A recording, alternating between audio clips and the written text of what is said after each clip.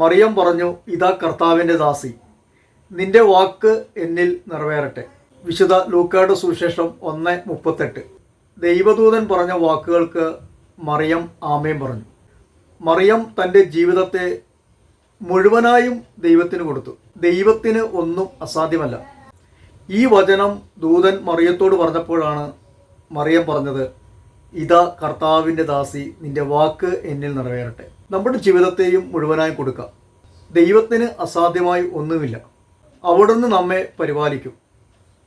നമ്മുടെ ജീവിതത്തെ അവിടുന്ന് മാറ്റിമറിക്കും. നമ്മുടെ സാഹചര്യങ്ങളെ അവിടുന്ന് മാറ്റും. പരിശുദ്ധ അമ്മയെപ്പോലെ, ഇതാ കർത്താവിൻ്റെ ദാസി, ഇതാ കർത്താവിൻ്റെ ദാസൻ, അവിടുത്തെ വാക്ക് എൻ്റെ ജീവിതത്തിൽ നിറവേറട്ടെ. ദൈവത്തിൻ്റെ വചനം എൻ്റെ ജീവിതത്തിൽ നിറവേറട്ടെ. അത് നന്മയിലേക്കും കൃപയിലേക്കും അഭിഷേകത്തിലേക്കും നയിക്കുന്നതാണ്.